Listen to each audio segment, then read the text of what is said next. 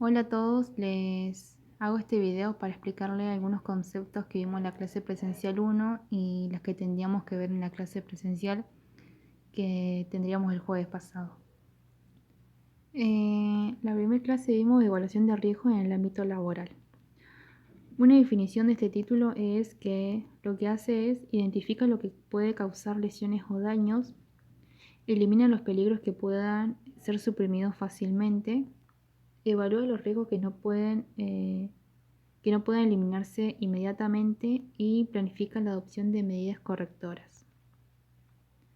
Dentro de las evaluaciones de riesgos tenemos diferentes tipos de evaluaciones, que está evaluación de riesgos impuesta por legislaciones específicas, evaluación de riesgos para los que no existe una legislación específica, evaluación de riesgo que precisa métodos especializados de análisis y evaluación general de riesgos.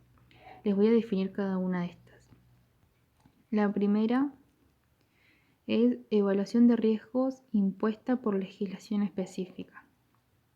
En ocasiones, gran parte de lo que son los riesgos se pueden presentar en los puestos de trabajo, en las instalaciones y en los equipos. Y para esto existe una legislación nacional y local que es de seguridad industrial y de prevención. Que si cumple la legislación significa que el riesgo está controlado.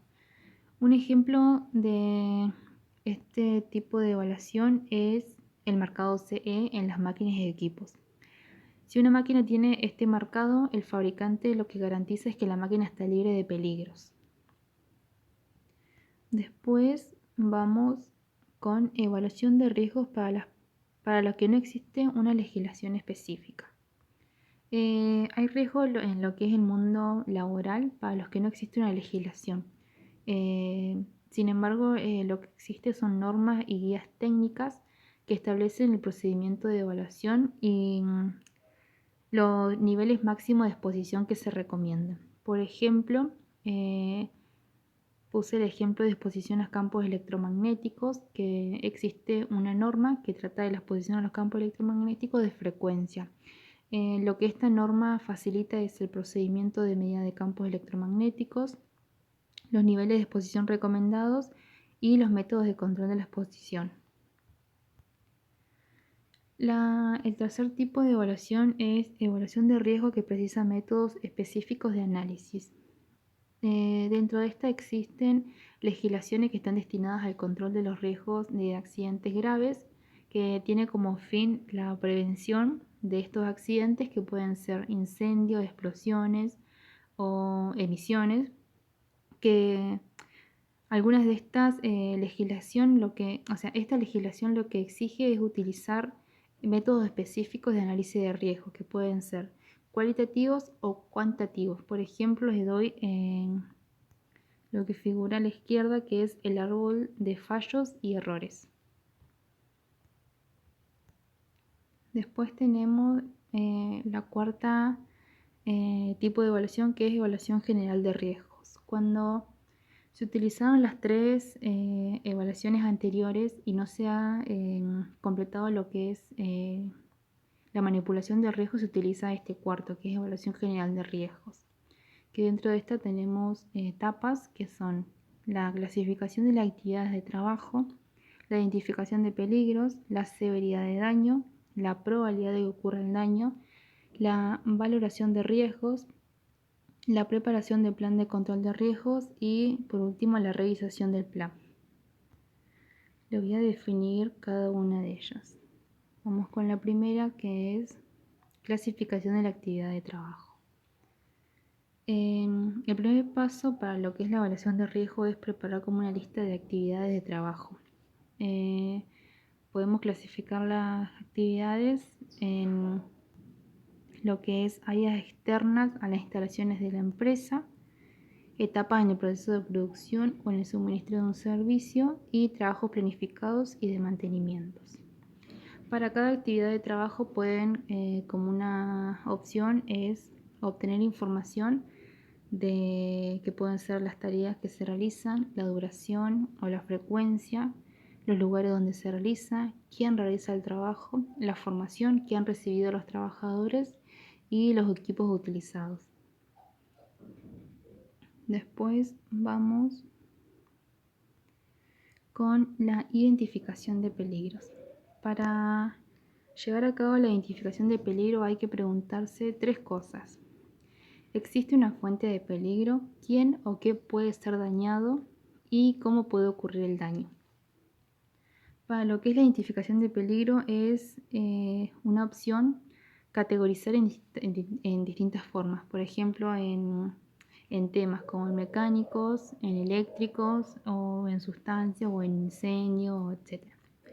También pueden hacer una lista de preguntas, como una que les digo acá es: durante las actividades de trabajo, ¿existen los siguientes peligros? Realizan ítems abajo, como por ejemplo golpes y caídas, caídas a distinto nivel, caídas al mismo nivel, cortes, caídas de herramientas desde alturas y las que se les ocurra. Después tenemos la severidad de daño.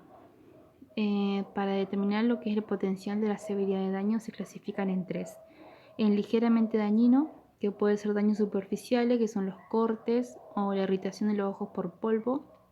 El dañino, laceraciones, dermatitis, sorderas, asmas. Y extremadamente dañino son las amputaciones, las lesiones fatales, el cáncer o las enfermedades crónicas. Después tenemos lo que es la probabilidad de que ocurra el daño. Estas se clasifican en 3. Esta probabilidad alta, que el daño ocurrirá siempre o casi siempre. Después tenemos la media, que el daño ocurrirá en algunas ocasiones, y la baja, que el daño ocurre raras veces. Acá en la siguiente diapositiva vemos las dos juntas, los niveles de riesgo, que es la probabilidad y la severidad. Después, a continuación, vamos a ver la valoración de los riesgos. Es decidir si los riesgos son tolerables o no. A continuación, ahora les voy a mostrar este cuadrito a la derecha, que son las definiciones de los que vemos a la izquierda, ¿bien? Por ejemplo, si tenemos un riesgo que es con una probabilidad baja y una consecuencia o una severidad ligeramente dañino, el resultado va a ser trivial, que es que no se requiere una acción específica. Después tenemos la tolerable, que es cuando no se necesita mejorar la acción preventiva. Sin embargo, se debe considerar soluciones más rentables o mejores que se supongan una carga económica importante. Después tenemos la moderado, que se deben hacer esfuerzos para reducir el riesgo. Tenemos la importante, que no debe comenzarse el trabajo hasta que se haya reducido el riesgo. Puede que se precisen recursos considerables para controlar el riesgo.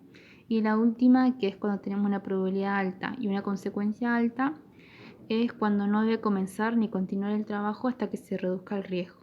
Y si no es posible reducir el riesgo, lo que se hace, se debe prohibir seguir trabajando. Ahora vamos con la preparación de un plan de riesgos. Lo que es el resultado de una evaluación de riesgo debe servir para hacer como un inventario de acciones que va a tener como fin de diseñar, mantener o por lo menos mejorar lo que son los contenidos de riesgo, ¿sí? Los métodos de control que deben como elegirse teniendo en cuenta deben ser como los siguientes principios, ¿sí? Combatir los riesgos en su origen, adaptar el trabajo a la persona, tener en cuenta la evolución de la técnica, sustituir lo peligroso por lo que sea un poco menos peligroso o nada peligroso, adoptar las medidas y dar las debidas instrucciones a los trabajadores. Por último tenemos la revisación del plan. El plan de actuación debe revisarse antes de su implantación. Se debe tener en cuenta lo siguiente: si los nuevos sistemas de control de riesgo conducirán a niveles de riesgo aceptables, si han generado nuevos peligros, y también es importante la opinión de los trabajadores afectados sobre la necesidad y la operatividad de las nuevas medidas de control. Esos son los conceptos que yo les quería explicar. Como última cosita, recuerden que la evaluación de riesgo debe ser siempre continua, ¿sí? Es decir, que se haga como una revisación continua y modificarse en cualquier momento si es que es necesario.